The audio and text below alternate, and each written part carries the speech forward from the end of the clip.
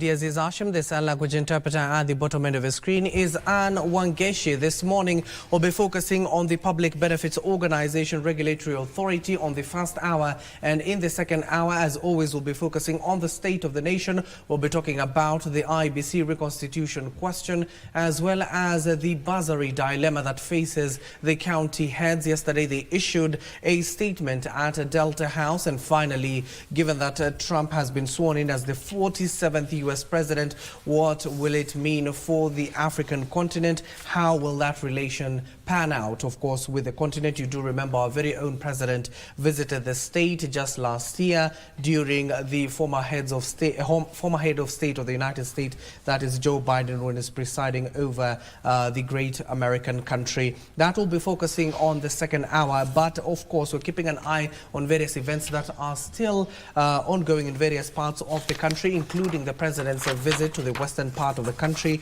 Yesterday, you saw him in Mumias, Kakamega County, talking about reviving the sugar sector. And of course, we'll be informed by our very own Simon Ochola any moment from now on what the president's diary looks like today, and also other events that are here within the capital, including the National Cohesion and Integration Commission will be issuing a presser at exactly 10:30 at Brigham Tower. Also, we'll be linking up with our reporter who will be assigned in that particular area. And of course, talk to us on our social media platforms at KBC Channel 1 and at Abdiaziz Hashim 2. Let me get to introduce my guest this morning on the first hour. He is none other than Mr. Lyndon Nicholas Otieno. He is the Acting Director General of Public Benefit Organization Regulatory Authority. Mr. Nicholas, welcome to the show. Thank you. Maybe just give our viewers, in terms of what PBO contributes to the sector of the economy, first of all. PBOs are the other arm that assists this country in service delivery. There are parts that services are not easy to access or to get, and it is these PBOs that get into those areas and offer these services. If you talk to a lot of people from these remote areas, you will hear stories such as the first entity that we knew as a people are these PBOs. When they brought us either education, they brought us water, brought us, various services. So contribution of PBOs in this country is immense. It's immeasurable. But as a government, we have to get data. We have to quantify the contribution, because that way it helps us in planning the country moving forward.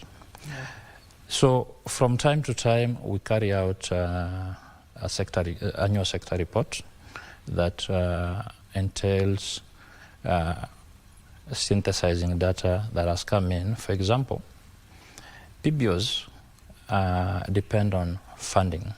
Most of them depend on funding because some of them have managed sustainability, but most of them are still working on sustainability mechanisms. So because they are depending on funding, there's a lot of funding that comes into the country, courtesy of these PBOs.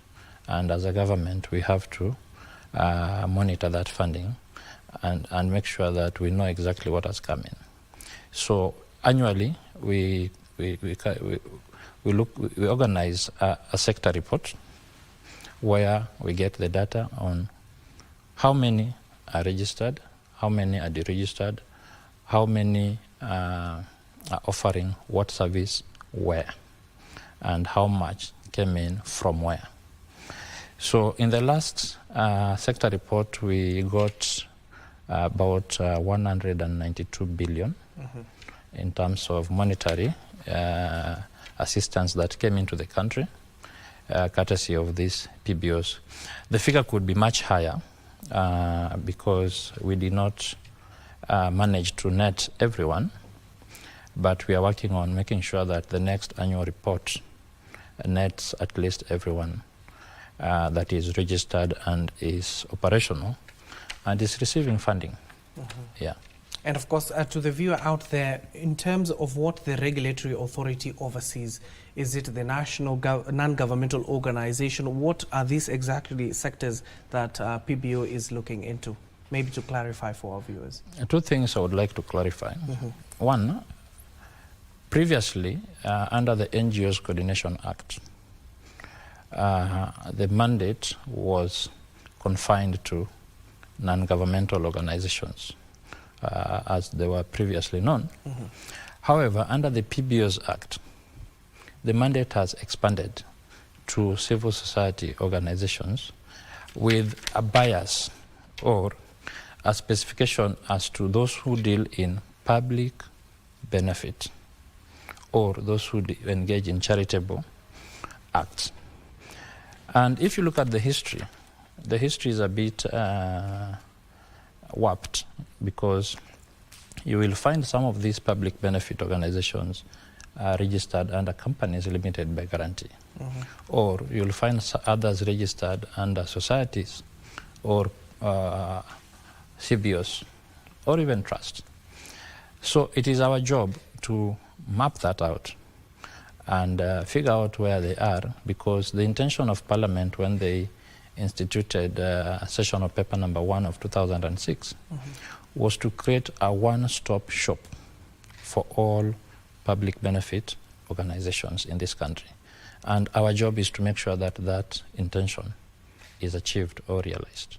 So we are going to, once we set up, once we are done with the transition, we are going to map out everyone where they are and ask them to come and register properly, and then moving forward get regulated under the PBOs Act. Yeah. And let's say, for example, given that you've just told us in your annual report you received at least, the figure could be high, you've just stated, yes, 192 billion in terms of monetary finances that you have received into the country. So how significant or how crucial is this particular sector to the country's economy?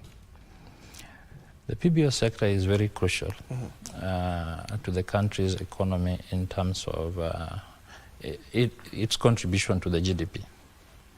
I think it could be contributing about 10% to the GDP, and for purposes of planning, when government is planning the national agenda, the PBO contribution should be part of that planning, because we can quantify what comes in. And it is more than 192 billion that we managed to capture in form of data.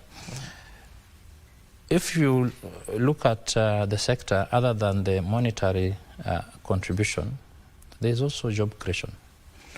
Every time a PBO is registered, that is an opportunity for job creation for the people of Kenya. I think in this sector report, there's about 79,000 Kenyans that have been employed courtesy of PBOs. You can multiply that in terms of how many families behind that 79,000. And of course, there are services such as education, basic needs that manage to get to people in remote areas that previously could not be accessed, courtesy of these PBOs. So their contribution is immense. And in terms of the mandate of the authority under the PBO Act of 2013, what is your mandate as an authority? Our mandate is enumerated in section 42. It includes one, registration, regulation, advising the national government on contributions of PBOs, making sure that things like terrorism, financing, money laundering are dealt with, making sure that there is order in the charity or public sector through regulation, and of course working with other government agencies in making sure that this is achieved. So the biggest mandate is regulation of the public benefit organizations. Yeah. And in terms of the Act, how far have you implemented it to ensure that the authority is working effectively? The Act, when it was operationalized in May 2024, we had to do a lot of things because if you remember the history of the Act, it stayed on the shelves for slightly over a decade, about 11 years. And back in 2013, when it was passed into law, we had set up things that we needed to do. But then again, it went to the shelves. So when it came, we were in the middle of setting up a task force. Because if you look at the Act, there are a lot of contentious areas that have been suggested for amendments.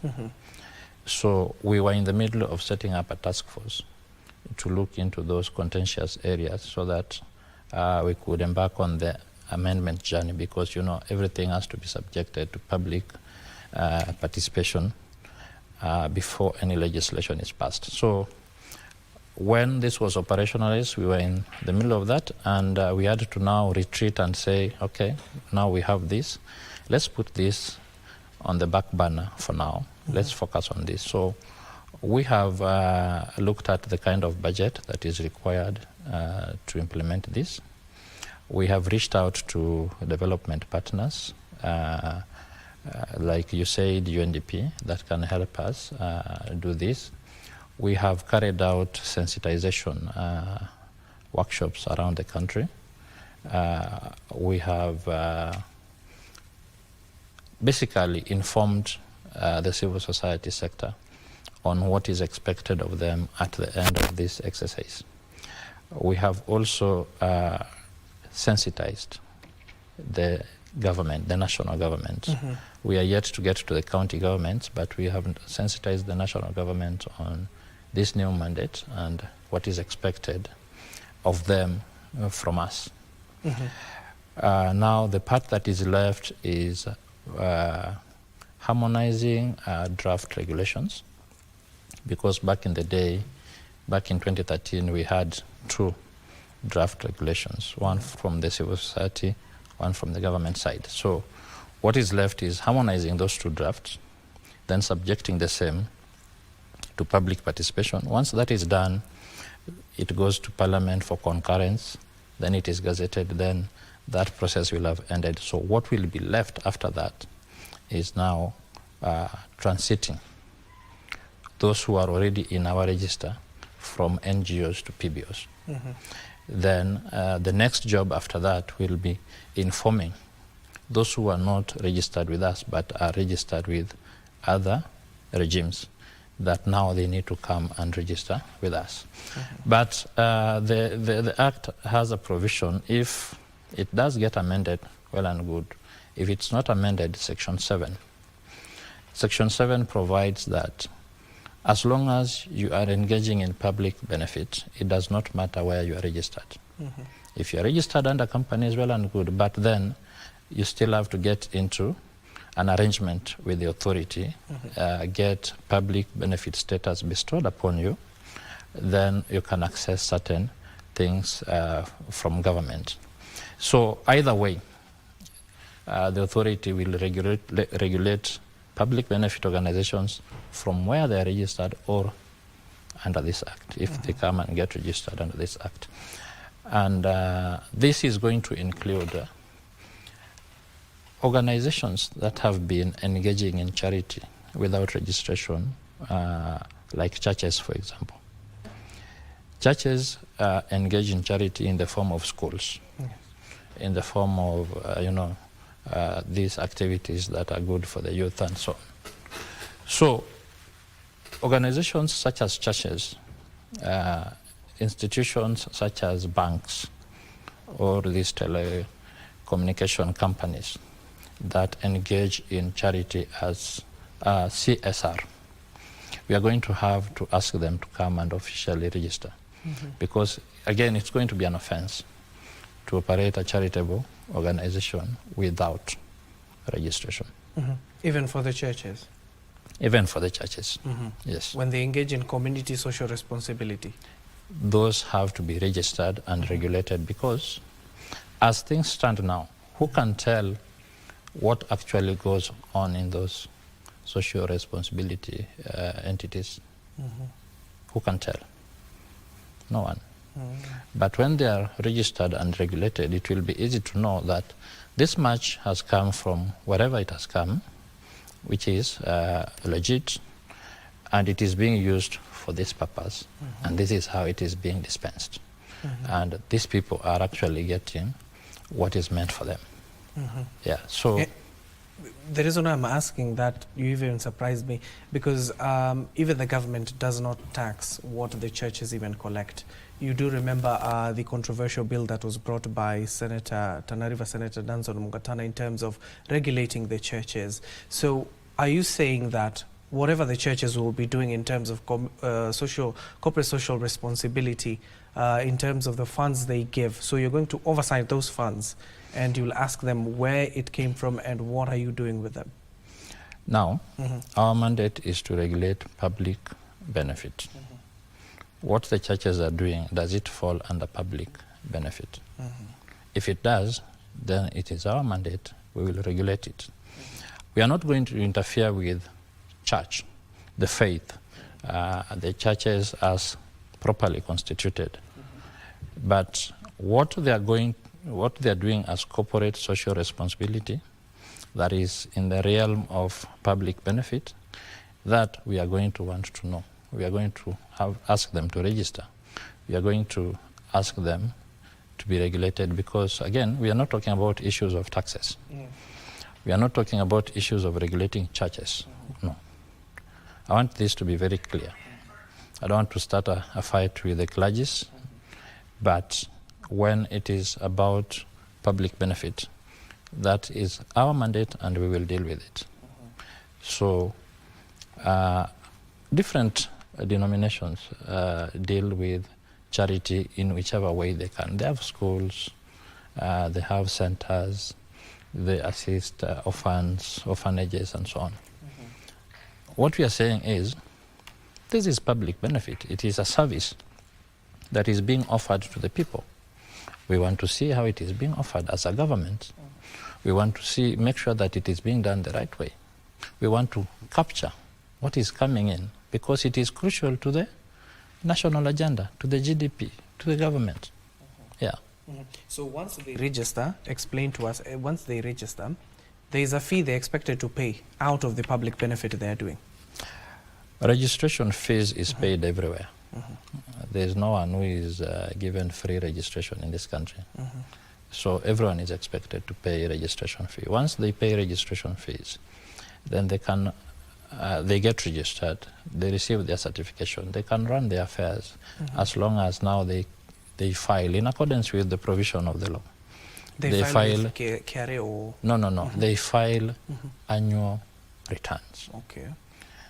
Annual returns is, for us, a tool, a source of data, where we will see we are so and so, this is our mission, these are our members or officials, this is where our officers are headquartered, this is the service we are offering the people of Kenya, this is where we are getting funds.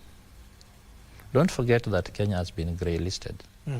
And one of the areas that we must really work hard to make sure that Kenya gets out of that list is this public benefit space. Yeah. And of course we'll be getting to that because you've just surprised me. I didn't know that you will also be oversighting the public good that the churches will be doing. Is this even extended? What is the difference? Let me ask you. What is the difference between the public good that a group of individuals are doing to that that the churches are doing? What is the difference? None. So why should this group get registered and this one not? Tell me. If both of them are doing public good and you register this one, why should you not register this other one? Okay. And then the other question will be, and I'm sure many of our viewers who will be watching will be asking this, because let's say they have registered, they have paid their fee. You said they will pay, they will file an annual annual returns. Annual returns by the end of the year. So in this annual return by the year, as an authority, will you be the ones who will be looking into the funds of how much they have received, how much they have spent, in which areas they have spent, or you'll have to seek the services of the Kenya Revenue Authority? No, we will not seek the services of Kenya Revenue Authority, but we work closely with the Central Bank.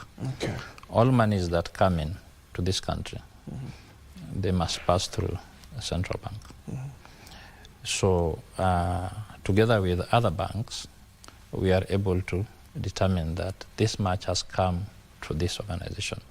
Remember, banks are also entities in this fight for terrorism financing and money laundering, and are required to report suspicious transactions. So where a suspicious transaction is reported, then FRC comes in, right?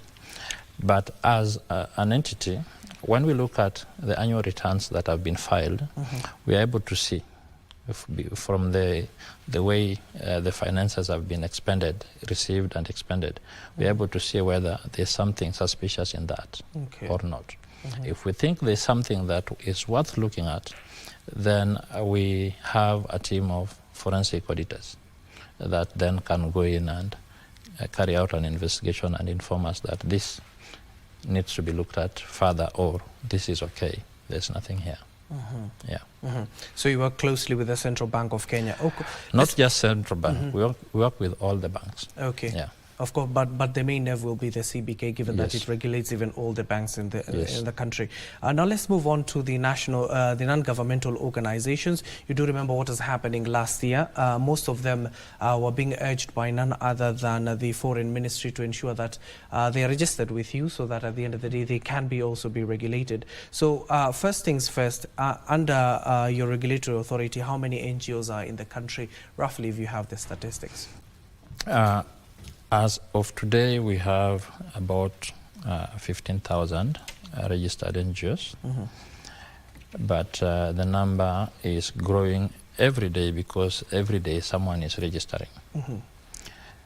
So at the end of the year, when we take stock, then we are able to tell this year we have had this much. But because of this PBO Act and the expanded mandate, we are looking at about 100,000 organizations, not just NGOs, but all these other categories that are dealing in public benefit space. Yeah.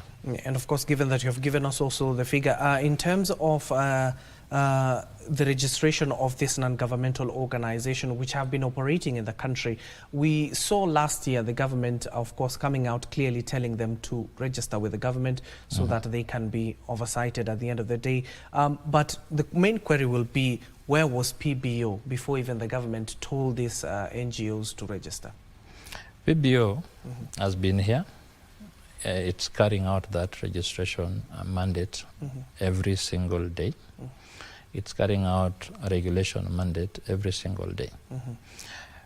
By government telling them to register does not mean that the PBO is not there, the authority is not there, or the authority is not discharging its mandate. Even in the Bible they say that, remind them even if they know.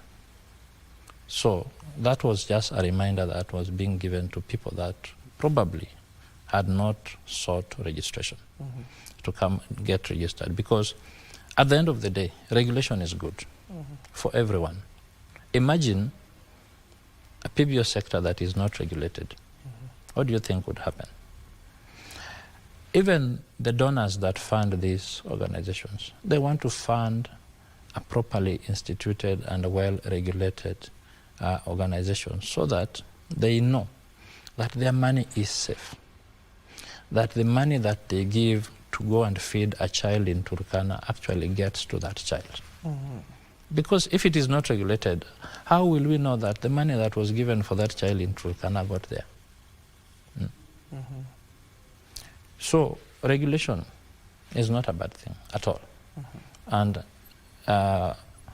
upstanding donors want to fund regulated entities. And let me just also say this.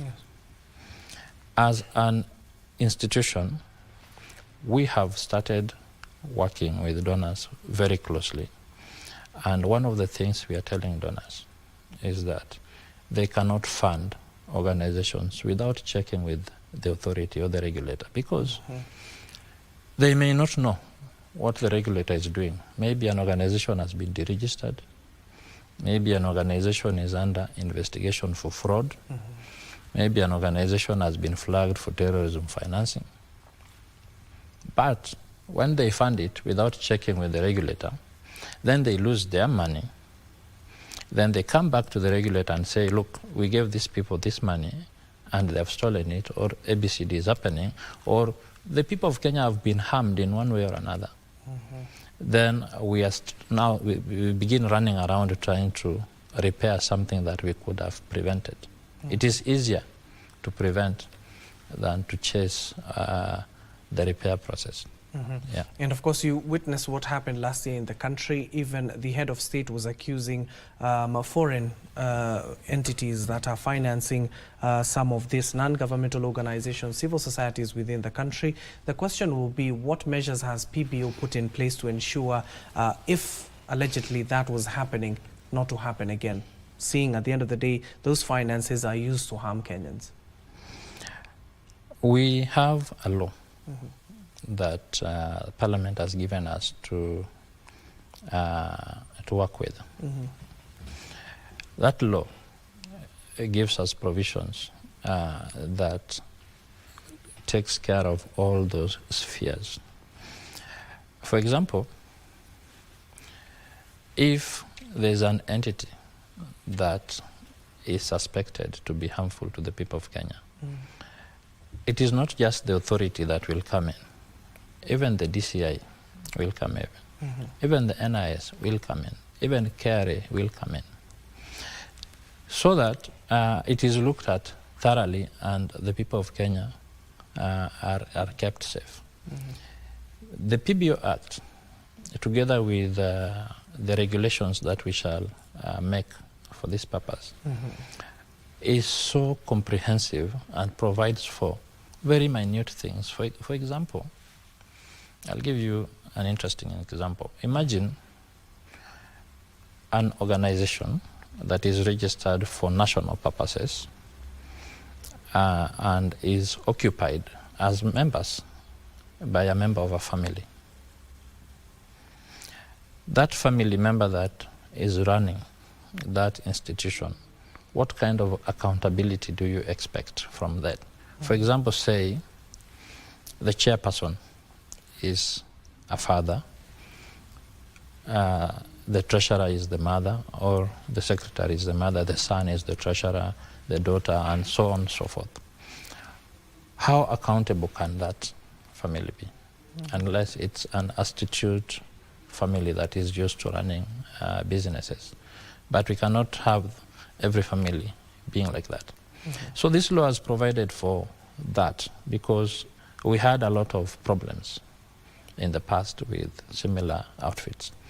So the PBO Act even says that not more than 2 relatives can be members of a governing body of a PBO. This same act says that investigations can be carried out on suspicion by the authority. If there is a complaint from the members of the public, the authority will carry out investigation. If there is something that the authority has noticed from, it will carry out investigations. And whatever it is will be nipped in the bud. As we speak, our PS, Dr. Raymond Omolo, has allowed us to have a multi-agency. That multi-agency will comprise ourselves as the host. We will have KRA, we will have immigration, we will have FRC, we will have these other registrars, and we will also have DCI. That kind of multi-agency will help us. Of course, also Ngao will be represented for purposes of administration, grassroots administration. Each entity that is represented in that multi-agency has a role to play. For instance, immigration issues work permits to foreigners that come into this country. Yes. They will have that role to play. KRA has tax exemption role to play when these organizations request for tax exemption.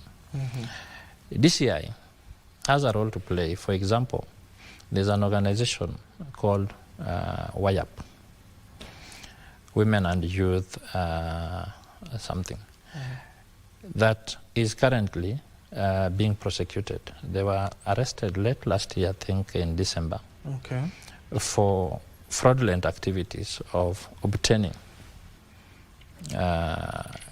goods through false pretenses and to the detriment of the people of Kenya. So DCI has a role to play. We as the regulator also have a role to play.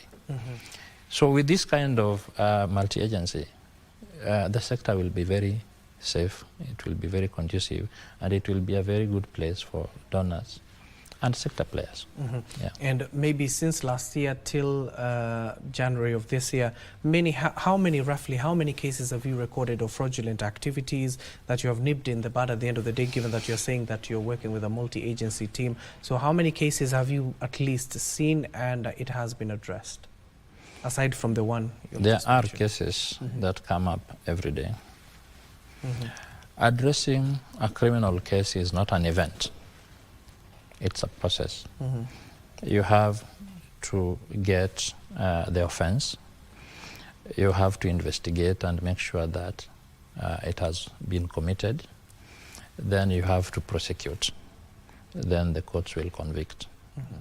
So it's a process. It is not something that you can conclude in a month or in a week. So if there is, like this one I'm referring to, it has been ongoing for over a year because this particular people have been very elusive. And the people of Kenya are also interesting. They get conned. They don't report. Even when they know or realize that they are being conned, they don't report. They will report after they have followed that money and followed and followed, and they see that they can't get it. Then they come and report, and by then it is almost too late. The people of Kenya have also been advised by ourselves in our website that do not transact with an organization without verifying with the authority. Transacting with an organization process. This particular about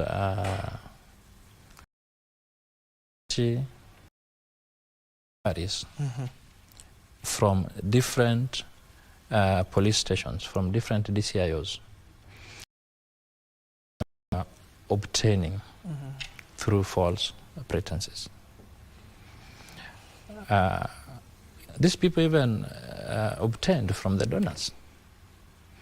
The donors also came and said, look, we have been obtained from, can you help? So that is when we now come in, because now we have received this information. Now we come in and look at it and invite DCI and other entities. We look at it, then we arrest, we prosecute. So as we speak, this particular gentleman and the other directors, they are undergoing that legal process. Yeah. And given that you've said that this particular law is at least enlarging your mandate at the regulatory authority, you have even witnessed, given that you're saying many Kenyans are being conned, you have witnessed instances, especially in Eldoret, to just name part of the country, where people are being conned, promised that they will be taken abroad to do jobs or schools. Does that fall under your purview, or is it something you're also considering to be taken over by the regulatory authority? No, this does not fall under our purview. Okay. We strictly regulate public benefit. This public benefit has to be, well, I do realize that taking children to school is a public benefit, but these entities are registered elsewhere. Yes. They are businesses that are out there for profit. We deal in the sector that is not for profit. So this is a different mandate, and I'm sure DCI is dealing with it accordingly. Okay. Given that now you've just clearly also stated that that particular act is being enlarged once more, in terms of proliferation, in terms of financing, money laundering and terrorism activities in the country, what measures have been put in place, especially in that particular act, to ensure that that doesn't happen?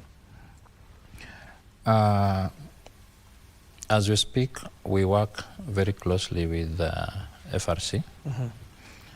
And we are in the process of amending their act and also amending our act to complement each other on not-for-profit sector, so that this money laundering aspect and terrorism financing aspect is properly covered or catered for within the law. We are also working together by reporting to them any suspicious organizations that we know. And if you look at this report here, I'll leave you a copy of this. Okay. This is a report that we launched, the PS Dr. Raymond Omolo launched last year, I think in December.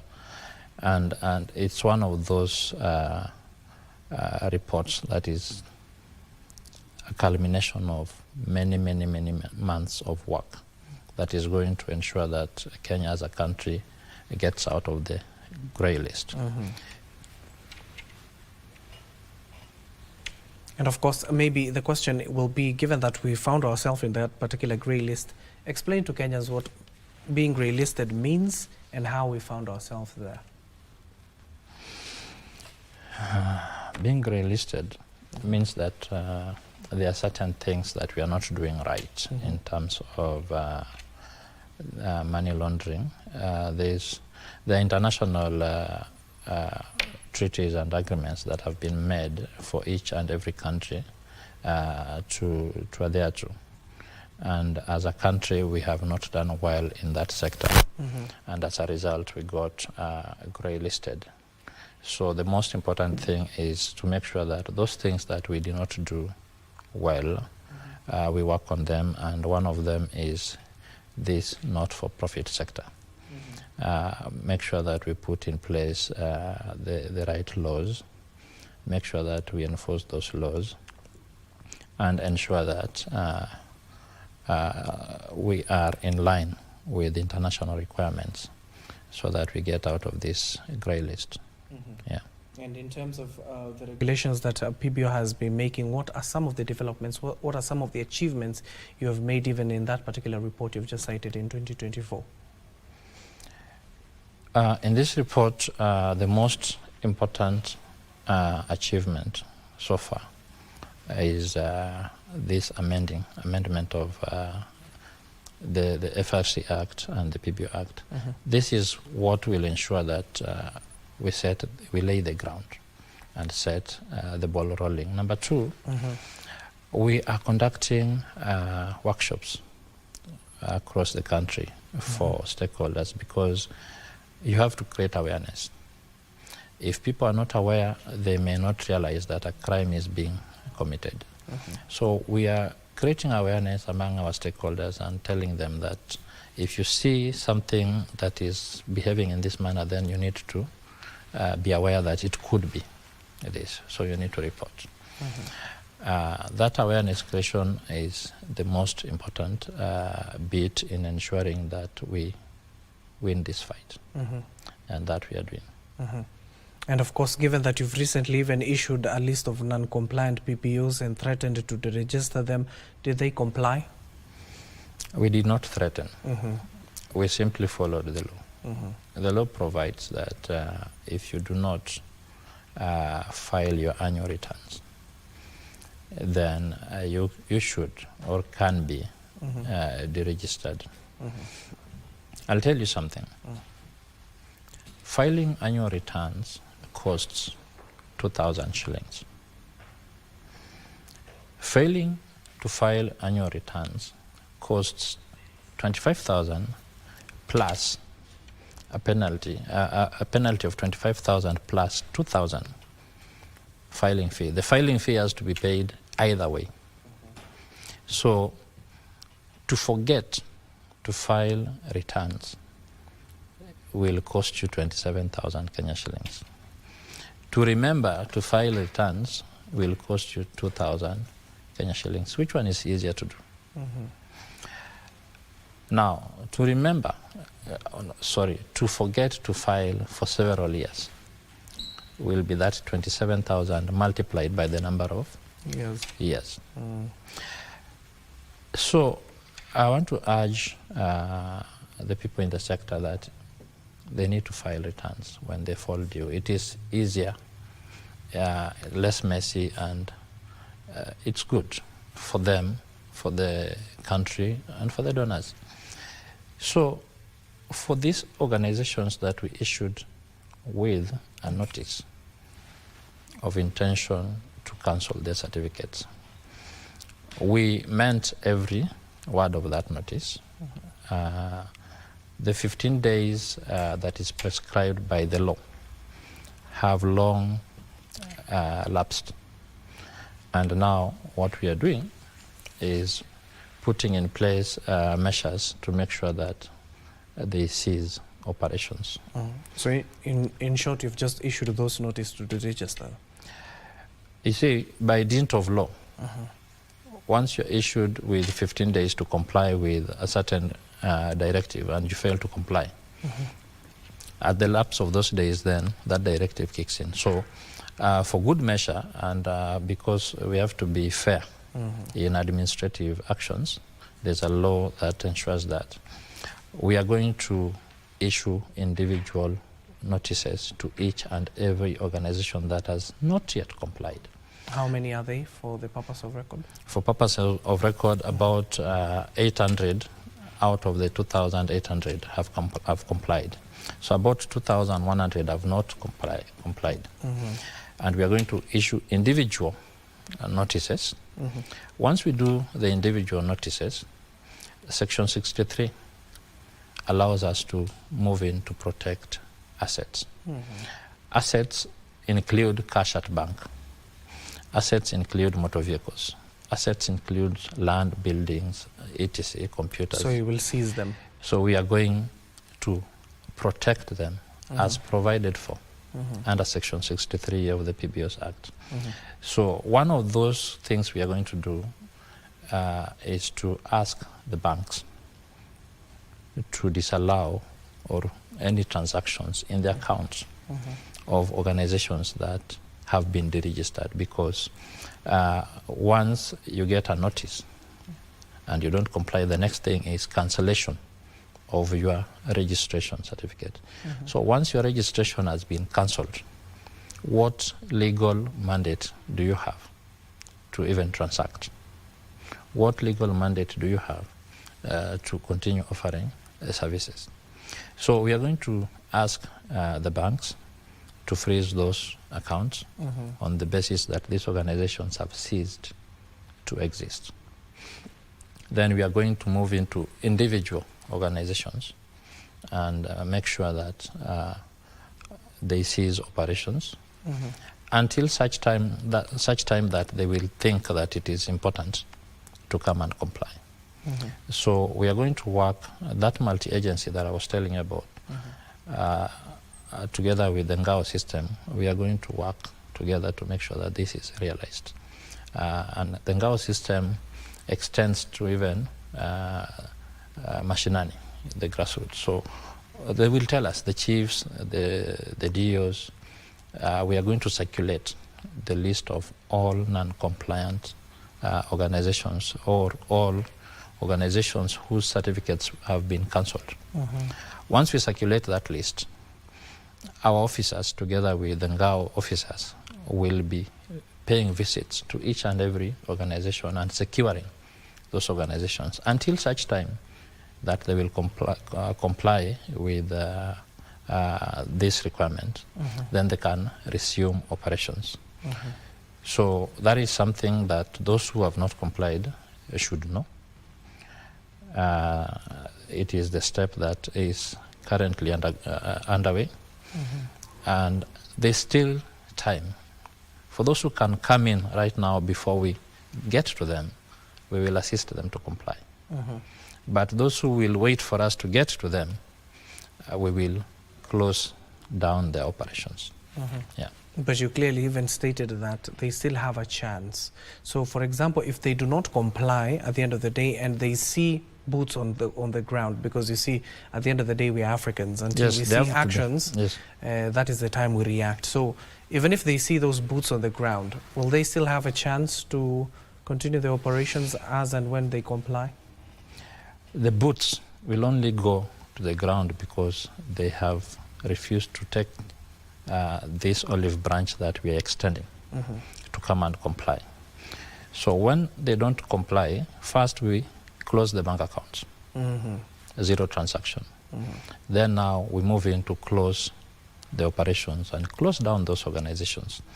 And remember, this same act provides that where an organization is deregistered, the assets of that organization can be given to another organization with similar objectives.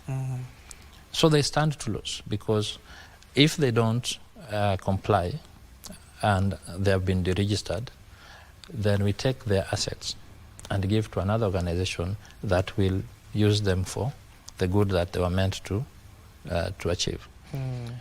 So we are extending an olive branch to these organizations that are yet, the 2,100 organizations that are yet to comply. And of course, in terms of closing down some of the organizations that never complied over the years, roughly, do you have the number? Over the years, dating back to 2010, we carried out some deregistrations, and we are quietly closing them down through our NGO system. So once they have been identified, our officers move in, take inventory of assets. Then we either allow them to choose an institution that they want to pass the assets to, or we choose for them. Or they have an option to choose, or you choose for them? Yes. Then those assets are passed on to an institution with similar objectives. And that process has been ongoing for some time now. Given that you were finalizing on this particular program, you clearly stated that PBO is closely even working with donors, and you're encouraging them to work with you. You've just witnessed what happened yesterday, where Donald Trump became the 47th United States of American president, and you do know majority of our donors, if not, come from America. So at the end of the day, we will be seeing at the end of the day PBO working closely with organizations from the United States in terms of the donations they give in the country. Actually, majority of donors don't come from America. They come from Germany. You will see from this book that I'll give you. Okay. Majority of them come from Germany, but we've been working with America for 3 decades in this sector. In that 3 decades, Trump has been president before. Yes. And we worked with America at that time in terms of donors and funding. I don't think there's anything that should be different, even now that Trump has become president again. I don't see any reason why we should not work with them. Yes. Maybe your final remarks as we wind up. What can we look forward to in terms of PBO, aside from the regulations that you're waiting to be, of course, officiated by none other than Parliament? What more can we expect from the regulatory authority? We are trying to make the sector interesting. We are trying to make the sector become something that people are proud of. Of course, people are proud of it, but the work the sector is doing has not been properly highlighted. A lot of people don't know the good work that is going on in the sector. So we plan to amplify and highlight what is happening in the sector more often, so that people are aware. Because when people are aware, we curb a lot of things that could go wrong. if you followed activities in the sector, last year we introduced awards for NGOs or PBOs that are best performing. And this is a practice that we started last year. We want to continue it this year and many other years to come, so that we do not just regulate, but we also recognize outstanding PBOs and the work that they do and the contribution they make, so that we encourage those that are not doing very well, that there's something that comes out of doing good. So the sector should expect that. Other than that, we also have the NGOs Week. It is something that we do annually. I'm sure this time we will not call it NGOs Week, we will call it PBOs Week. And it offers PBOs an opportunity to come and showcase their activities to the people, the public, the other sector players, and even potential donors. So when we provide them with that space and they come and showcase what they're doing, it's good for them, it's good for the people of Kenya and the sector. We are also hopeful that we can organize through our PS and the Cabinet Secretary, we are hopeful that we can organize a roundtable meeting with the President. Okay. So that the sector can directly communicate with the President on the issues they feel are pressing. And the President can also directly communicate with the sector. So those are things, plans that have been put in place. We hope that as soon as possible that can be realized. We are also looking at a scenario where we can have other regulators other than the authority. Because we've had previously, last year we had South Africa, we had Zambia come to benchmark with us on issues public benefit. So we are looking at a scenario where we can gather all the regulators in Africa, in Nairobi, for a process or an exercise where we share notes on regulations and how they do it, and whether there's something that we can borrow, something that is new that we can do. So those are plans that we as the authority are thinking about and trying to put in place. So it should be an interesting year. Yeah. Thank you so much. That is Mr. Lyndon Nicholas Otieno. He is the Acting Director General of Public Benefits Organization Regulatory Authority, just keeping us up to speed in terms of the various civil societies as well as non-governmental organizations, what is expected of them. And we've just heard in terms of compliance, they're very strict on that in terms of ensuring that the funds that are being used in the country are used appropriately, not just to harm Kenyans, but to, of course, for a good cause within the country. That marks the end of our first hour. In the second hour, we're taking a short commercial break. Will be in regards to the state of the nation. We'll be focusing on various key areas, including the reconstitution of the Independent Electoral Boundaries Commission, IBC. You heard what the governors clearly stated yesterday in terms of the bursary dilemma following the notice that was issued by none other than the Control of Budget, that is Dr. Margaret Nyakango. And then finally, Trump, of course, coming back as the 47th President of the United States of America. Don't go too far. That conversation is up next.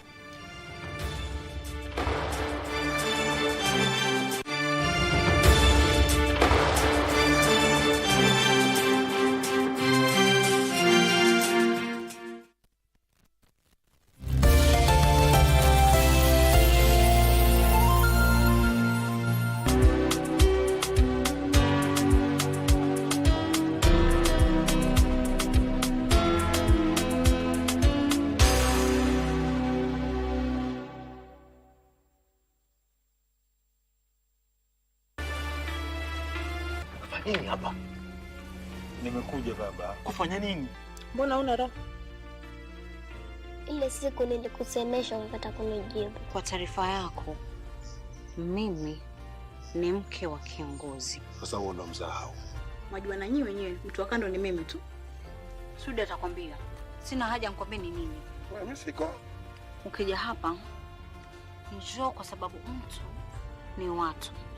Mengineo sahau. I never heard the music so sweet. I repeat. Wagwan, me brethren, big things are going. Remember, each and every Monday we have to shell down the place with nothing but the best of smooth reggae vibes in your favorite station. You know these things, man. Alafu kila Tuesday, kata simu tupo side, giving you Kenyan music from the 254. And of course, you can spice up your Wednesday by enjoying blazing hot hip-hop and R&B jams. We don't got no label. She say she want bottles. Vibes and vibes as we go all across Africa, Kenya, Nigeria, Ghana, all the way to Tanzania to give you nothing but the best on Afro Thursday.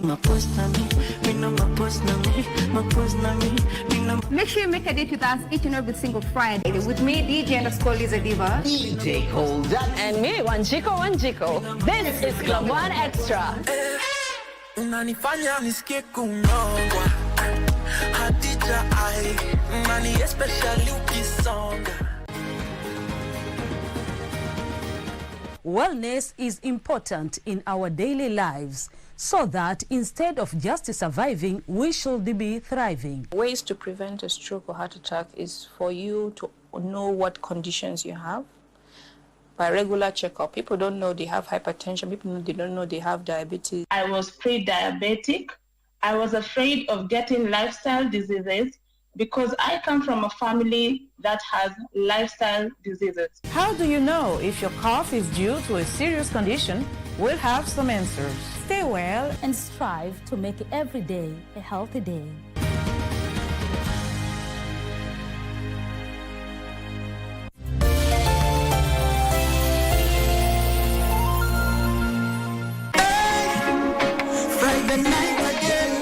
Greetings in the name of the Most High Jah Rastafari. My good name is Marley Moses, the positive warrior, alongside. Yes, sir, DJ D-Rage, the baddest. Each and every Wednesday from 10 p.m. on KBC Channel 1 TV. Tunakuletea the biggest reggae party in 254 in a yard extra. Extra niceness of reggae music. Extra dose of entertainment. When the thing is nice, we have to do it twice.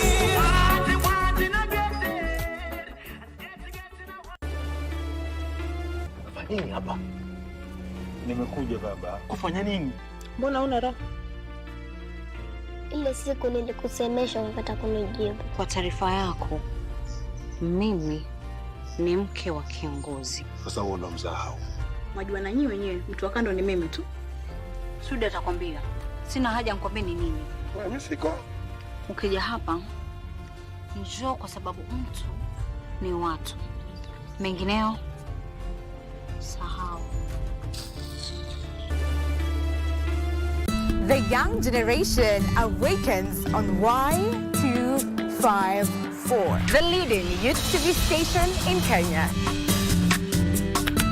We treat you to current affairs, entrepreneurship, health, and human interest conversations. It's art, it's culture. Movies, gossip and trends, sports, drama.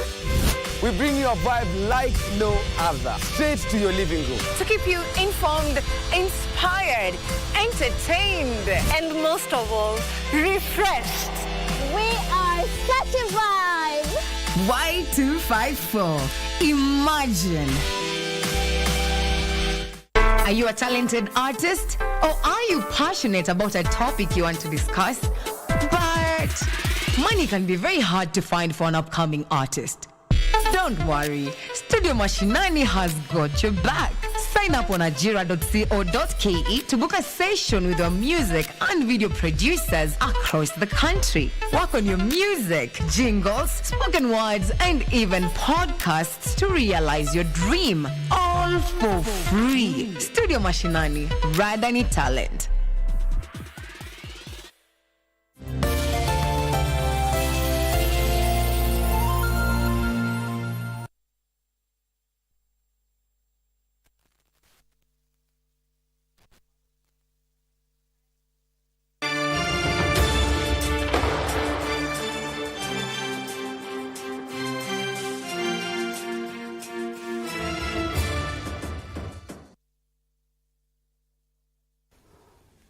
Welcome back and thank you for staying with us. It is the second hour. We want to focus on the state of the nation. Continue talking to us on our social media platforms at KBC Channel 1 and at Abdiaziz Hashim 2. As I told you, we'll be focusing on the reconstitution of the Independent Electoral and Boundaries Commission, which is the IBC, as well as what the control of budget clearly stated yesterday in terms of the bursaries, clearly telling the governors that that is a national government responsibility, not the responsibility of the county heads, which of course that left a bitter aftertaste in the mouths of the county heads who gave the presser at Delta House, and also in regards to the striking clinical officers. Of course, that is a matter we'll not discuss today. And then finally, of course, what happened yesterday at Capitol Hill in the United States of America, where Donald Trump came back as the 47th United States of America president. Of course, what will it look like for the African continent? He has been there as the 45th president. How was his relation with the African continent? And off the back from President William Ruto visiting that particular country in terms of creating relationship and bolstering that relationship we have had with the United States, of course, under a different president, that was Joe Biden. Now, joining me this morning will be Edward Waswa, an advocate of the High Court. Edward, good morning and welcome to the show. Thank you very much. And of course, we'll have now a new face, I should say. Opondo, she is a legal advisor and global health or head for Women Achievers Africa. Have I said it correctly? You've said it correctly. Thank you so much. And of course, a familiar face here is Sammy Meli, a governance expert. Let me start with you, Sammy. In terms of the reconstitution of IBC, this is not the first time we've spoken about it. This is the umpteenth time we're talking about it. Yesterday, the reason why I'm asking you that particular question is that the LSK president, of course, your president, clearly gave out some of the issues. And she's saying we're risking a breach of a crucial electoral timelines in the country. We have not done the boundaries delimitation. Constituencies, some in the country, do not have legal representatives, including even members of the county assembly. So are we facing a crisis in this country? Good morning, Hashim. I think we are actually facing a crisis. 2027 is just around the corner. The IBC needs to have been constituted as soon as yesterday. The court cases, for example, the one that was launched by Wiper is still also in the process. And therefore, I think we are facing constitutional timelines, remembering that there are people who went into election and then they lost their member of parliament. They went into election. There are election disputes that perhaps emerged. There are also wards that don't have representation at the moment. I can recall there are around 4 constituencies that don't have a representation in parliament, and the years are running out. The term limit for the term for this August House is also coming to a close. Yet there are Kenyans out there who do not have representation. There are also delimitation of boundaries, constituency boundaries, that needs to have been done before the next election. And I'm facing a situation whereby the constitution of IBC will be done hurriedly, and then the delimitation of boundaries. Remember, there is public participation in also those delimitation of those boundaries.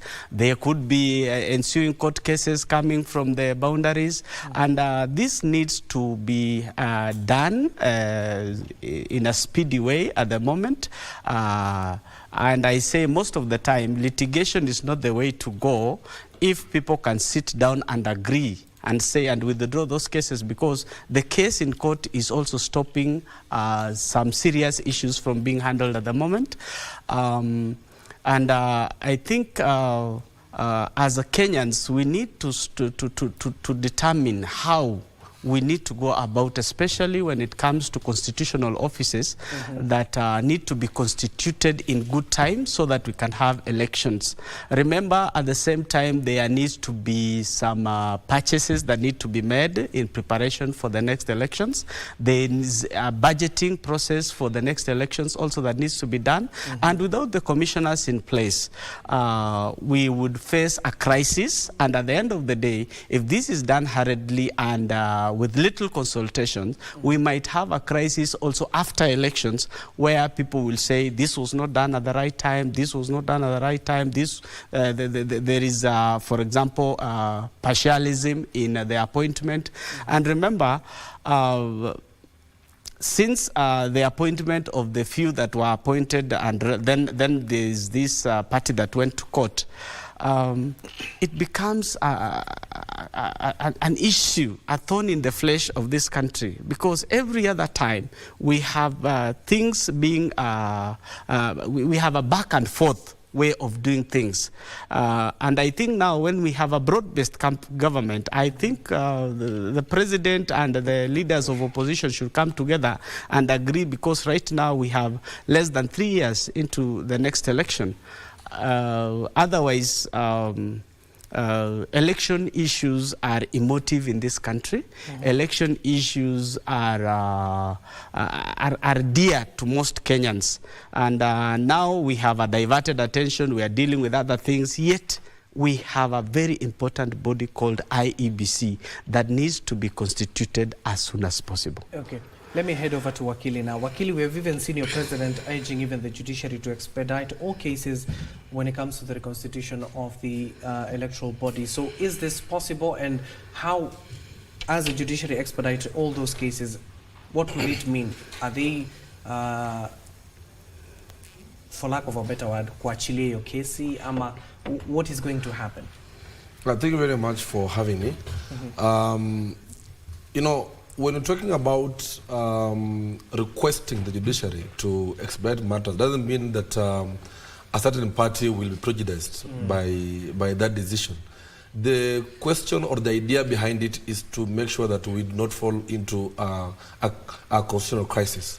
Because as my brother has rightfully pointed out. Okay, give me a minute. Of course, I'll be coming back to Wakili. We're receiving, of course, a live link from our very own Simon Achola, who's following President William Ruto during his Western tour. Simon, good morning. What can you tell us about the president's diary? Where is he expected to be today? And what are certain activities that the head of state is expected to take over today?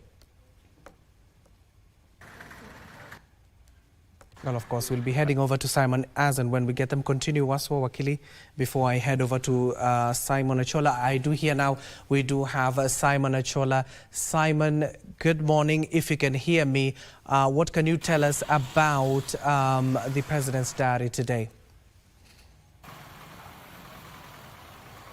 Well, thank you very much, Hashim. Indeed, we are in Kakamega County, and we are keeping tabs on exactly what is going on here in Kakamega County.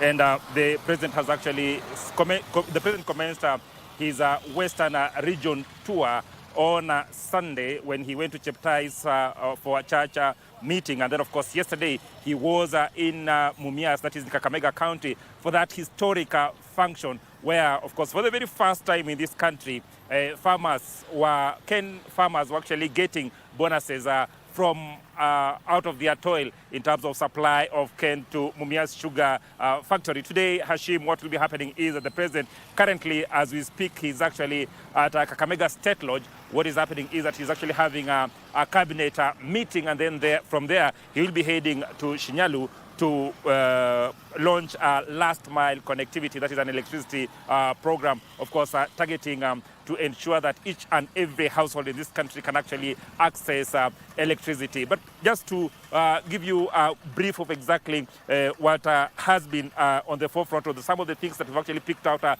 from the tour so far, is that the president has been bigger on one agriculture, and we saw what exactly happened yesterday. Yesterday, the government, of course, dished out 150 million to cane farmers in Mumias Sugar Factory, and of course, these are bonuses derived from what the cane farmers had actually supplied to Mumias Sugar Factory. And of course, the president and other leaders who actually there, including the leader of majority, Kimani Ichung'wah, made it very clear that indeed this money is not coming from the exchequer as had been purported by other leaders. But he said this is indeed the effort and toil of the investors who've actually invested in Mumias Sugar Factory. And he says the procedure or the trend will continue to ensure that also farmers who are actually supplying their cane in Nzoia, farmers who are supplying their cane in Muhoroni,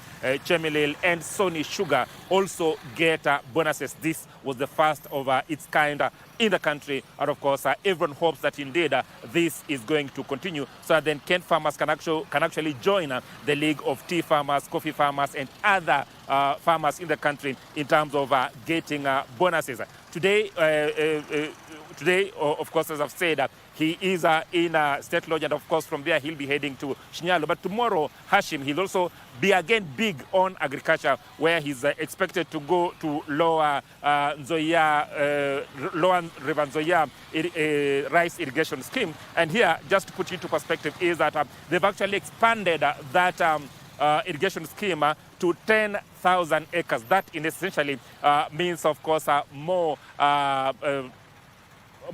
arable land, and of course more land under irrigation, as the government has actually wanted, and also just to ensure that indeed there's more rice harvest in that region. So the government will actually be touring that project, just to ensure that indeed to get to beats in terms of what is happening in that region. And then from there, of course, there are a number of activities he'll actually also be launching in Busia County, and of course he'll also be coming back to Kakamega County and Vihiga County. On Wednesday, as I've said, on Thursday, he'll be in Busia County, where he's expected to go to launch the Alupe Dam, and of course also that also goes towards ensuring that, of course, more and more farms can actually be put under irrigation. And the other thing is that he'll also be launching last mile connectivity and very many other issues. Lastly, before you ask me a question, Hashim, the other thing that has actually come out prominently also from this tour has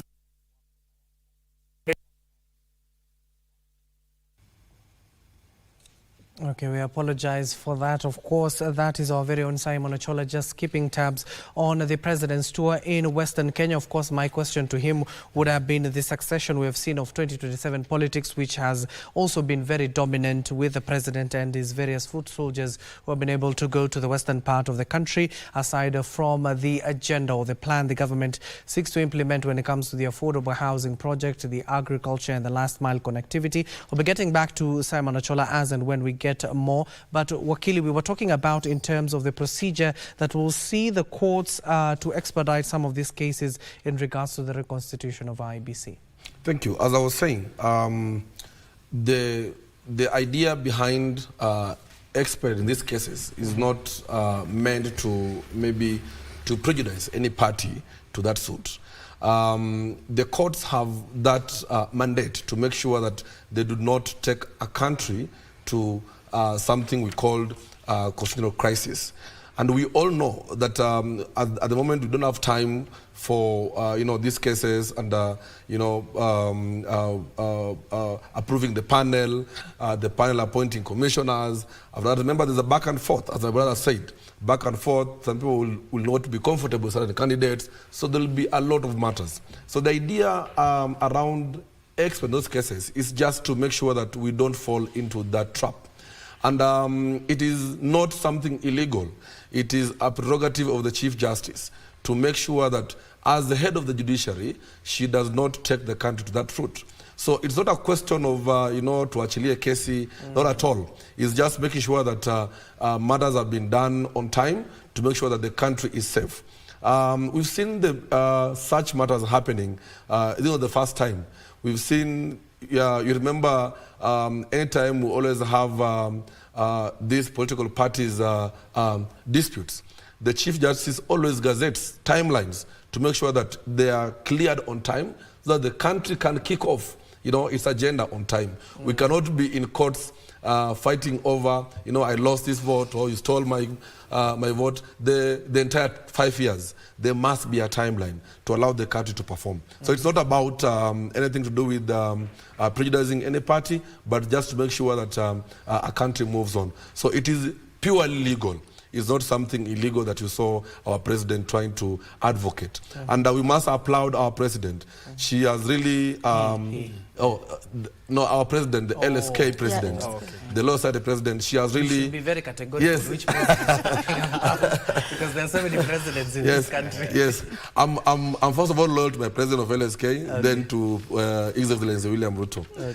So she has done tremendous work as far as keeping the constitution alive is concerned. Yes. And of course, to Mildred, in terms of ensuring that at the end of the day we do not witness tedious litigation after an election, is this a recipe for one? I would say it's a recipe for one, because I'm seeing like the timeline might be short because the numerous cases that are pending in court, and I'm seeing that there has been calls for these things to happen. And there has been also laxity on the part of the judiciary. I don't know whether it's part of the judiciary itself or there's a bigger person behind the judiciary. Because if this don't happen within time, then it means that it will be happening hurriedly. And when it happens hurriedly, it means that by the end of the day, the people who will not get justice, because we are going with time and we want to finish very fast because there's another election that is coming in. Yes. And of course, Sami, this is not the first time in the country we are finding ourselves here. Why do we always like to ensure that we hurry everything at the end of the time, given that we are 2 years from an election, we do not have a boundaries delimitation? In your view, given that we have even witnessed the politicians in the country urging the judiciary to expedite these cases, but is there good political goodwill to ensure that this happens?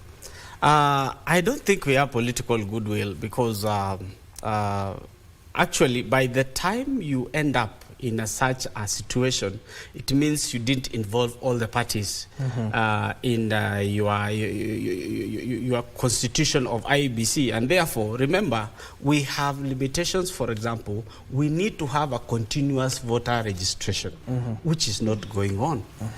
Number two, we also need to have voter education, continuous again, which again, the IEBC is still quiet because of that constitution.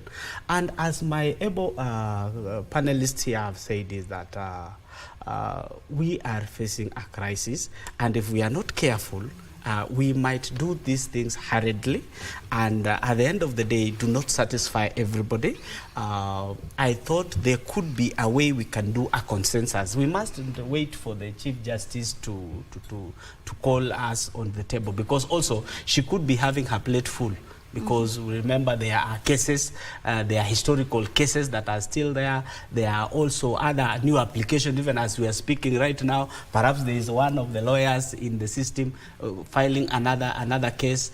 And remember, we also don't have enough magistrates and judges to determine all these cases at the same time.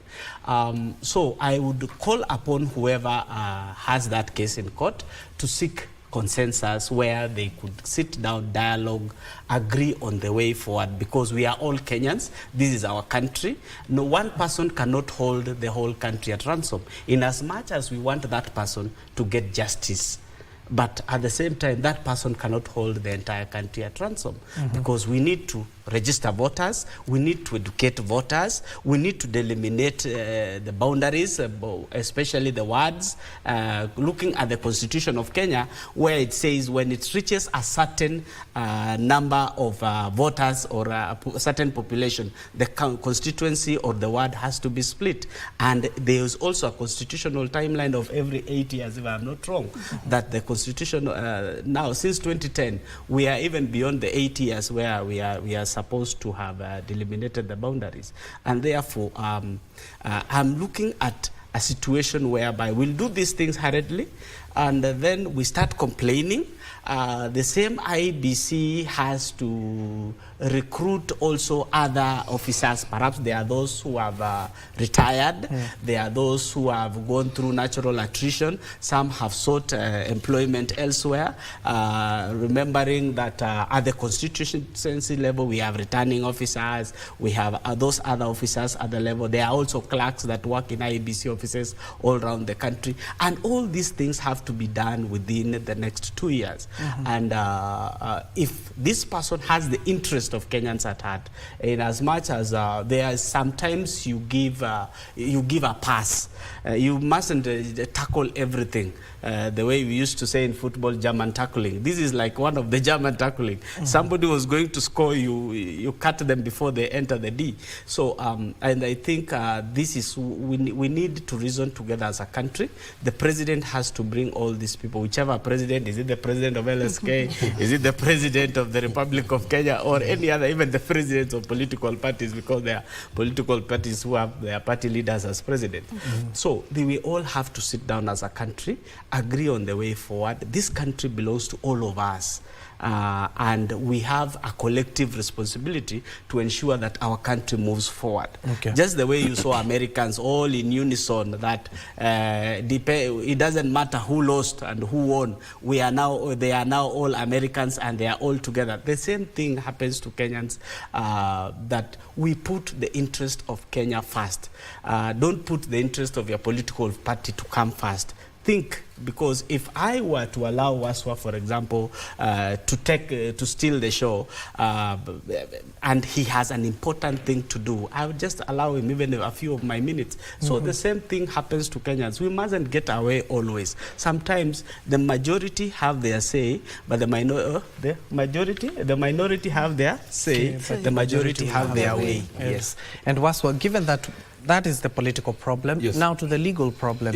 We have seen a number of, in various years, we have witnessed most of the commissioners, if not, most of them are lawyers. So given that they see some of these legal loopholes that are within the commission, why not resolve it or come up with a legislation that at the end of the day, if there are no commissioners in place, I know it's quite a debate between the CEO and the chair, so that we don't witness what happened between Chebukati and Chiloba. But at the end of the day, those legal loopholes, what could be some of the suggestions that you could even front that could be used in that particular scenario? Yes, you're right. Those are the issues that we are having as far as the legal platform is concerned. You know, the problem is the same politicians are calling lawyers in Parliament also have different interests. You will agree with me that some people thrive when there's confusion. So this confusion sometimes benefits a certain constituency. Yeah, like in this case. I will not shy off to say that whatever is happening is benefiting the government of the day. Yeah, because how so? Yeah, I'm heading there. Because in the event that there is this confusion, remember the Constitution talks about August being the date for election. But will you force the IEBC to proceed for elections when it's not ready? What will happen? You cause a crisis, then you become a solution. Yeah, so which means the country will be forced to put in any commissioners to make sure that we comply with the timelines in courts. Yeah, so who will be put in there? The politicians. Who will do what? Who will protect the interests of the same lawyers talking about in Parliament? We've seen time that number that some of these politicians who are in the Parliament, you're calling them lawyers, they have not been loyal even to the cause. Yeah, we've seen some of them even trying to fight their colleagues. We've seen, like Peter Kaluma, at some point, he was pushing a bill to make sure that all lawyers are able to disclose what? The advocate-client confidentiality, yeah, which is against our professionalism. Yeah, so these things happen not because they are lawyers and therefore we should look at them, yeah, for guidance, but once someone becomes a politician, gets in that August house, you know, they look at their interest. It's not about the public interest, the Kenyan interest. It's all about personal interest. How am I benefiting with this situation? Yeah. Now, in the event that I'm going to sort this problem, the quagmire we always have between the CEO and the chair. Yeah. In the event we sort it out, yeah, how will I be able to bargain? Yeah, I'm talking about the opposition now. How will I bargain my way into government? Yeah. So some of these things, you look at them, we might have the good brains in Parliament. We have very good brains. Look at, I used to admire my former boss, James Orengo. He left there, another man I love so much, Otiende Amolo, senior counsel. Very serious brains. But why are these things being pushed? Why? It is about being a politician. A typical politician looks at personal interest. So I think for the politicians in the House, the personal interest supersedes the national interest. So this can only be done now through the bar. We as lawyers now to push these bills and get someone who can now sponsor this bill in Parliament. The LSK have done it. I think we already have that bill in Parliament to solve the issue, the mess between the CEO and Sure. yeah. But as you can see, it is slow because of what? Personal interest. So I think as Kenyans, we need to be sincere enough. Yeah. We need to be sincere enough. If at all we want to save or help this country, we need to put aside our personal interest so that we can allow our country to move on properly. And Mildred, as we wind down on this particular topic, we're talking also not just on the interest that Waswa is alluding to here. There are three constituencies, namely here, for example, Banisa, Magarini and Ugunja, who do not have legislators. There are other even wards who they don't have members of the county assembly either. They were removed through the legal channel, or some of them unfortunately passed away. In terms of these people getting the same rights as the neighboring constituency, what will it even mean? Even after the election, these people, at the end of the day, they will get those legislators, but what have they missed for those period? Thank you for that question. Particularly, I would say that as we speak now, they're already disadvantaged a lot because they don't have representation in the parliament and they don't have enough resources even coming to their end, because they're supposed to be getting representation, and everybody knows that what is happening in Ugunja is not something that is constitutionally right. Though at some point I feel like Kenya, there's a way we drag issues. Kenya, there's a way we put things to stand still just because of one or two people. Regardless of the people who voted for these people and who even voted for the president, they don't see them as voters. And my worry would be, tomorrow there'd be somebody else going back to Ugunja and the other counties who are looking for votes and also promising them things that was promised to them prior, but were never been delivered. What then again, something that is happening now happens again. So we find that these people, they are kind of put in a way that they're supposed to be worshipping or to do things blindly, which is not correct, because by the end of the day, we find that we are not fair by all means. And by the end of the day, we see that we are in the second year of the president, of the political party, and we see that we are going to the third year very fast. 2026 is here. Then we are going to be like, this is 2025, then 2027 we are going back to election. Then what happens to them? And again, it means that there are resources that are not getting to them. And again, we don't know what is happening down there, because we don't know any person who is representing this person as we speak, and whether the representation is up to task. So that one gives us a room of more doubts.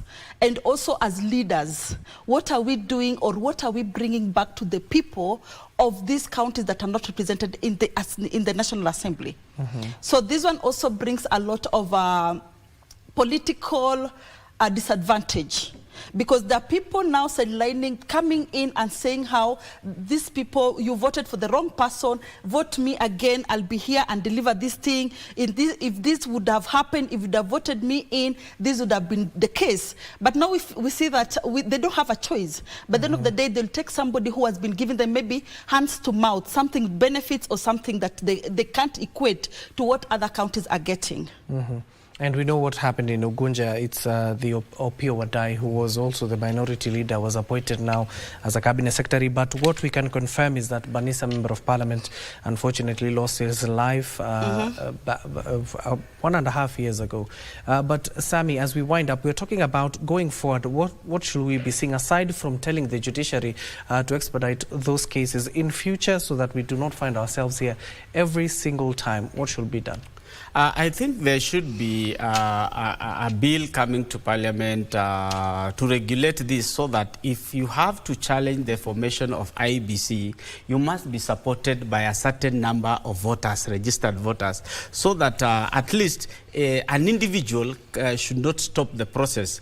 A bill should say at least, let's say, 200,000 registered voters and from all over the country, so that it makes it a little bit harder to stop a process that has started. I'm thinking also of a way of the political parties. Now we have, I've just kept saying, the broad-based government. Majority of the opposition leaders are now in government, except for Kalonzo and the few others. They should come together. I know these people are just like these animals, the carnivorous animals like lions, where they hunt together and they kill and they eat together. Otherwise, you might see a lion on the other side thinking that they are not, but it is just trying to bring the prey who are the voters together. So these people know what they are doing. And as Kenyans, we should encourage a situation whereby we solve disputes faster. We ensure that there are no legal stumbling blocks that would stop a process, especially when it has the national interest. And the president should come in strongly. The way he called the Council of Governors, he can also call these political leaders, political parties and their leaders together, and they discuss the way forward. And that will lead to a withdrawal of the case. Otherwise, we might have, because there is no constitutional timeline for that, we might have this case going up to 2029. Yes. Okay. I think there's a problem here. We shouldn't allow whatever you say to go on air. You know what my brother is doing is planting a bad seed that we are trying to deal with. You know, his comment that in the event, his proposal that in the event someone needs to go to court, he needs to be supported by a number of voters. You know, that will be now suppressing the courts and suppressing the judiciary. And we can't sit here and allow him to say that, because at the moment, there are a lot of things going on where they're suppressing the judiciary. You know, every Kenyan has a right to go to court, whether they have a bad case or a good case. You don't have, you know, where Sammy is taking us, where Sammy is my very good friend. Where Sammy is taking us, he wants to take us to the Moi era, you know, where you must have some signatures for you to do something. This country, I think we come from that place. Yes, we have a constitution. We have a constitution. Yes. We have a constitution. Yeah. Maybe. What I agree with Sammy only is maybe we should have a regulation where the same way we do it after elections. Timelines for filing suits. Timeline for filing suits, you can only file suits within 3 months or 2 months. Yeah, but I mean, the idea of getting back up, I think we disagree. Let's finish that topic there, given that we have to move. It's already 31 minutes past the hour.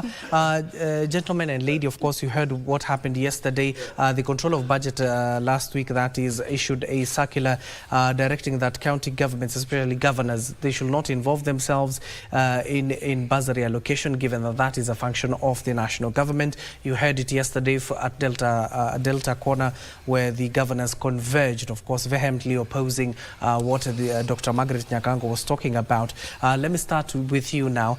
We're talking about, Mildred, we're talking about bursary allocation. In your view, as a legal advisor, who is supposed to oversee such initiative? Is it the national government or the county government? Okay, according to me, it should be the county government. But you have to agree with me, like we have so many issues when it comes to the county government, because there's a lot of disparity, there's a lot of cries. Mostly when I look at the county government allocation of bursaries, it happens mostly women are the ones who follow up the bursaries. They're the ones who go after the bursaries. They're the ones who follow up for their queuing for their children and crying every day that the bursary is not allocated. In your view, what about then the NGCDF that funds almost over 50% of its fund to bursary allocation? If you're for the county government, what happens to the national Okay, I'm not for the county government. Okay. I'm coming back to the national government. Okay. I would like it to be regulated so that the governor or the people at the county government don't look at their own people. There should be a level ground where everybody who deserves a bursary gets a bursary. Not that somebody who is capable of raising their fees, somebody who is capable of going to school comfortably without bursary is allocated more bursary. Then we find that these people who are very less fortunate, the orphans, the children of the widows, they are still there looking for bursary of which they never get. So such disparity, to tackle it, I would go for national government. Somebody who doesn't know Mildred, who doesn't know my children, but because of the application, they'll just see the need and say, let me allocate Mildred and her children, Mildred's children this amount, without knowing me. Yes. Do we need a legislation, and who is supposed to be overseeing when it comes to bursary allocation? I think I've said it time without number, that why are we handing over a lot of money to politicians to dish them out as if they are awarding their cronies? Why can't we make education free, all these bursaries to be collapsed and be taken to the Ministry of Education, make education free, and we go on. You know, this idea of handing over money to the NGCDF, you know, these MPs, I've seen most of them. Most of them are my friends. How they behave. You know, they just tell you when the pay list say watu yako, the pay list say watu yako, then they dish out. You know, just awarding. So for me, I think that we need a bill. We need a bill in Parliament so that we can collapse all these bursaries. Yeah, the governor's work is not to issue, is not dish out bursaries. Yeah, the work of bursaries should and remain onto the national government through the Ministry of Education. What is the work of the Ministry of Education then? Is it just regulation? No. Make sure everyone is at school. Bring in the county government, bring in the administration to make sure that every kid has gone to school. Yeah, they are chiefs. What are the chiefs? Administration, DCs, DOs, get them. Yeah, make sure kids are at school. So this idea of who should get money, governor, MP, should just stop. No, in terms of the finances, the governors remove it from their allocation. Which should not be the case. Yes. Which should not be the case. What are they financing? What are they financing? You know, this idea, you know, this issue of giving them that leeway, that, you know, we can allocate you some money, you know, as a governor, you can decide how you want to pass your budget. You know, this thing should be controlled also by the control of budget. Yeah? Which she has. Yes, she has. And which I think I applaud her. I applaud the control of budget for doing that. And the same should now go through the bill and attack these MPs. These MPs are using this money just for politics. Yeah. So I believe that what the control budget has done is very good. Now the next animal here are these MPs. Deal with them. Collapse all these bursaries. Animals. Yes. They are human beings. No. You know, this is national television. This is national television, yes, but we must agree that this is the worst parliament this country has ever had. Maybe. They have overseen abuse of human rights. They have overseen lack of focus. This is the worst parliament that this country has ever had. They do not even deserve that term honorable. Yeah, what but honorable? Retract those words of calling people an animal. I will. National television. Kids are watching here. Yes, and thank you for apologizing as well. Sami, moving on to, of course, giving us your thought, as well as in terms of coming up with proper legislation. You have heard from Waswa in terms of introducing some. He's advocating for it should taken back to the Ministry of Education. The Ministry of Education should be issuing these bursaries as opposed to the national government constituency development funds, as well as the governors. Now, the bursary issue is an emotive issue, especially when it comes to politicians, because that is where they get a chance to seduce the voters and get a liking. But I'm looking at a situation whereby if all this is collapsed and made available as, education free, remember the university has a funding model, we remove them. The constitution is very clear on the education, who deals with what. The county governments have been given the ECDE level and the tertiary institutions, especially the polytechnics and the technical institutes within the county. Then the national government is dealing with primary schools and secondary schools. If you look at the current allocation, the way it is done, it is not fair at all. I remember a situation, I was looking at a list of a certain constituency where I come from. If you are from the Member of Parliament's community, you receive 15,000.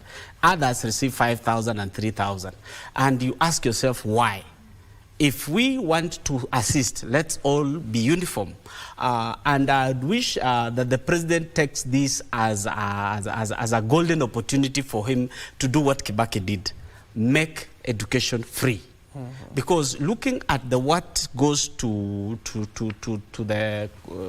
bursaries, especially through constituencies, that's around 7.2 billion yearly. If you look at the county government, they are at a rate of around 14 billion. 14 billion plus, that's around 21 billion added to the education fund that is there. It can easily help us make education free. This fund should go back to the Ministry of Education, and then the national government, through its organs, from the village elder all the way to the presidency, there is a way they coordinate and get to know who are the needy people in the village. I am sure my governor may not know the needy community, but my village elder, the needy family, but my village elder would be able to know. Remember, we had what we call Nyumba Kumi. Yes. I can just get 10 houses and I know which is a needy house. Otherwise, I can't give bursary for somebody who is, for example, working, has an income, and leave out somebody else who survives on kibaruas. So the national government should do that, and also even through schools, because the schools, school heads know the needy students. And at some point even they have asked us in our WhatsApp groups that there is this needy student, has not been able to attend classes, we need to assist this, and we end up even contributing as parents. Therefore, the national government should take up its responsibility, but also constitutionally, not elbowing others from out. Because if you look at the moment, the member of county assembly has a bursary to give, a governor has a bursary to give, a women rep has bursary to give, member of parliament has bursary to give, governor has bursary to give, and at the end of the day, even the deputy president even are able to give bursaries in their own capacity. Collapse all this. These are channels where hemorrhage of government funds happens, and therefore we should be able to seal all this. And now that the government has our data, it knows how much circulate through my bank or my M-Pesa account or Airtel Money account. They know how much people are spending. And therefore, they should use even such machinery to come up with a way of distributing this bursary. Okay. Yes. And now we want to display on the screen what the clerk of the National Assembly clearly stated in terms of collapsing all these bursaries into one kitty, so that at the end of the day, students can be able to, of course, benefit. If you can display it on the screen so that our viewers can see the quotes of the clerk himself, that the current uncoordinated approach towards the issuance of bursaries and scholarships from public funds by the Minister of Education, the National Government Constituency Development Fund. He goes on to say that aside from NGCDF, that the county government has in some instances led to the duplication of awarding of those scholarships, that they should be consolidated into one kitty. What Waswa was talking about earlier on in terms of ensuring that all students get a benefit from this particular kitty, given that you do know the crucial role that bursaries help indeed in terms of ensuring that all learners are on equal basis and they receive this particular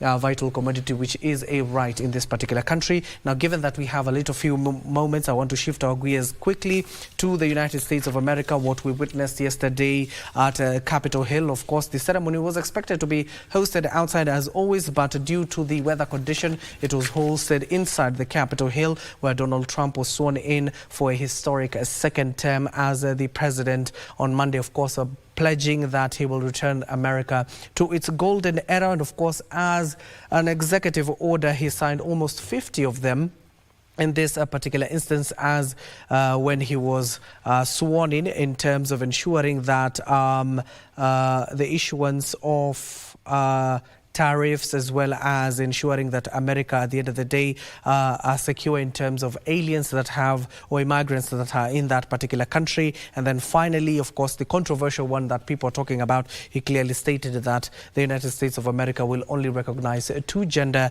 that is male and female. Let's listen in to what the proceedings of Capitol Hill yesterday, and of course we'll continue with this conversation. So help me God. So help me God. Congratulations, Mr. Vice President. I, Donald John Trump, do solemnly swear that I will faithfully execute the office of President of the United States the office of President of the United States and will, to the best of my ability, preserve, protect, and defend the Constitution of the United States. The Constitution of the United States. So help me God. So help me God. Congratulations, Mr. President.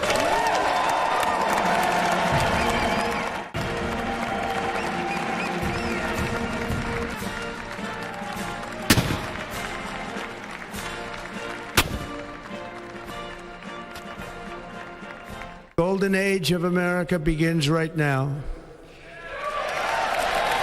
Stay forward, our country will flourish and be respected again all over the world.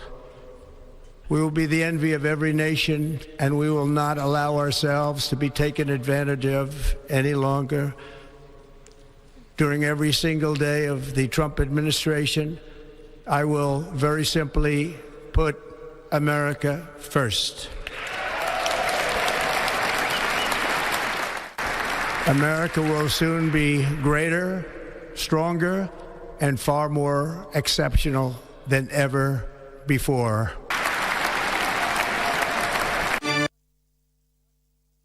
So those were the speech made yesterday by the 47th president, that is Donald Trump, who was also the 45th president of the United States. Of course, then he trounced Hillary Clinton, and now he was able to trounce Kamala Harris. Of course, she was the VP of Joe Biden. Let me get the initial thoughts, given that we have a little bit of few minutes. Let me get your reaction, Sammy. What will it now mean for Africa, given that Donald Trump is back?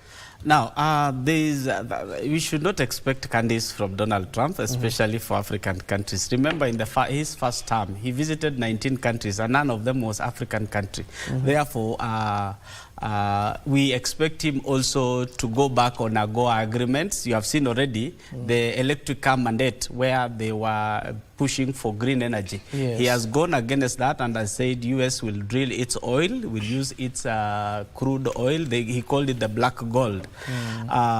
We also expecting him to be tight on immigrants, especially those who are going to seek jobs in the US, studies in the US, because he's saying that he's putting US first. The same thing happens is that since he's going, he has a promise to curb inflation.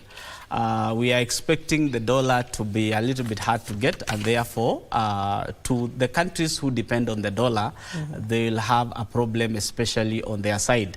So for him, he is going to make sure that the dollar is more available in the US than it is available outside there. And therefore, by drilling oil and capitalizing on the black gold, it means that the US dollar will not will go higher, will be on a higher demand outside, because it will be more domiciled in the US.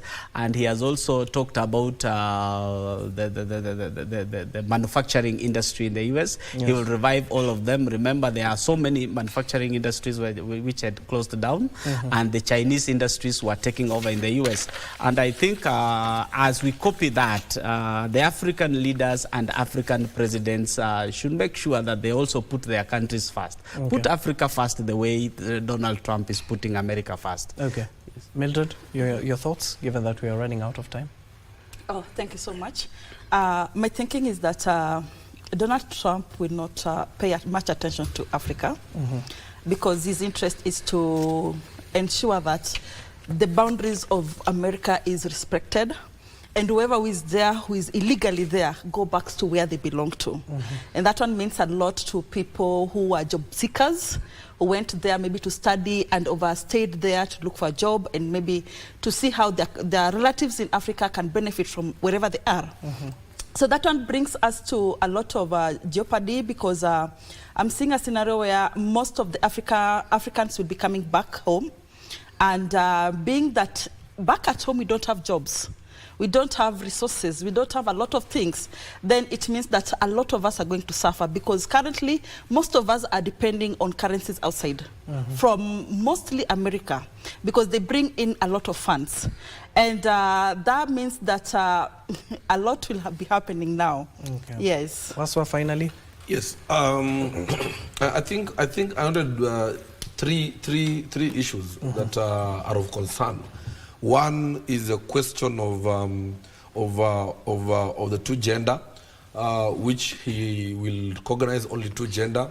For Africa and for me personally, maybe my personal opinion, I think it's a good thing. But what happened now to the human rights activists is going to be chaotic, very, very chaotic. And remember that this has even gone deeper and is stronger even in America. So he has a lot of work to do. He has a lot of backlash that he is going to encounter, and I think that is a problem for the administration. Then secondly, another issue that I think he also signed was this doing away with the automatic citizenship. Yes. Yeah? So what will happen? You know, what will happen to every child who will be born in America? Yeah? Will you have to take them back to their countries? You know, it's another chaotic and I think a rushed decision, which I think Trump needs to reconsider, which I think might not really work for him in the global stage. Then lastly is the question of climate change. You know, he has withdrawn from the climate change treaty. Yeah? So which means America will no longer support any climate change activities. Yeah? I think it's dangerous. Keep in mind that America as a superpower has really supported and assisted this world in terms of making sure that the environment is protected. So I think those three things are very problematic for Trump. And I think with time he might have to rethink about especially climate change. Okay. Yeah. And of course, even recently we have heard that he has withdrawn the United States of America from the World Health Organization, an organization that US contributes almost 80% of its budget, a very crucial organization to that particular matter. We saw it when we were facing a COVID-19 crisis and of course the Ebola issue in various parts of this African continent. Thank you. Unfortunately, we have run out of time. That is Edward Waswa, an advocate of the High Court, Mildred Opondo, a legal advisor and global head for Women Achievers Africa. Thank you for making time. And then finally, Sami Meli, a governance expert. And of course, we wait to see what happens in the coming days. We are waiting to see even how his diplomatic relations will be resuscitated, given that now he is back as the 47th United States American president. That concludes our coverage this particular morning. Don't go too far. Sheila is up next with Kurunze Mashinani. And of course, we're keeping an eye on various events that are unfolding across the country. My name is Abdiaziz Hashim, the sign language interpreter. At the bottom end of the screen is Brian Muraru. Good afternoon, good morning for now.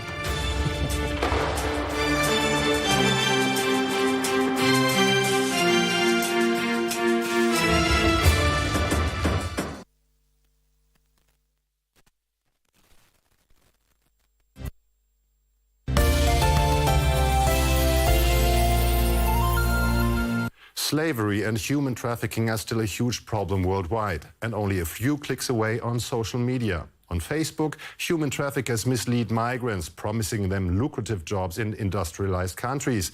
And on TikTok, so-called coyotes offer help in crossing the US border, but in very dangerous ways. How are they doing this? Over 2.5 million people were apprehended by the United States Border Patrol in 2022. Many of them were brought into the country by so-called coyotes. These are smugglers in the lucrative organized crime network that transport people and goods across the Mexico-US border in collaboration with cartels. They charge between $3,000 and $75,000 to bring someone across, and accessing the illicit services is easier than ever, all thanks to social media. Welcome to the dark side of TikTok. Here, smugglers advertise their services, and they do it in plain sight, just as you see on screen. Comment sections are chock full of requests for more information. They are then invited to chat privately. These posts are easy to find. Just a quick search for viajes a Estados Unidos garantizados, guaranteed trips to the USA. The sheer volume of videos is shocking, even for migration expert Guadalupe Correa Cabrera. I mean, I was like, how coyotes are using TikTok?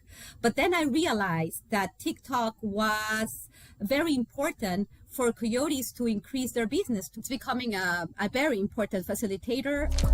The videos are usually simple. A few pictures of travelers, of a city in the US, and a message to assure future customers. It's an industry that's also flourishing on Facebook.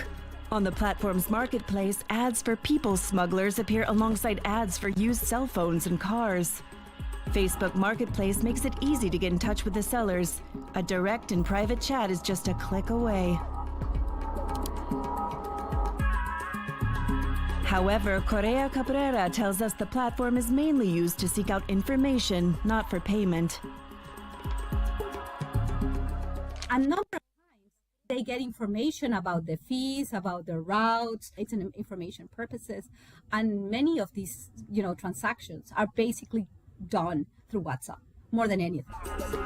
TikTok and Facebook's guidelines forbid posts that promote people smuggling, but the platforms are rife with them. What's more, the platforms profit directly. Posts might contain advertising, meaning Facebook gets a cut every time people search for coyotes and their services. There are many routes refugees and migrants use on their way to the US. Most commonly, travelers make the journey from Colombia through the Darien jungle to Panama before crossing Mexico to reach the US. Tips on making the perilous journey are now also coming from the migrants themselves. Many refugees post their experiences on social media, almost like tutorials, racking up millions of likes and views. But just how difficult is the jungle crossing from Colombia to Panama in reality? That's what Manuel Monterosa from Venezuela and Ankush Malik from India wanted to find out. The pair have become influencers, giving tips like how to avoid ambushes,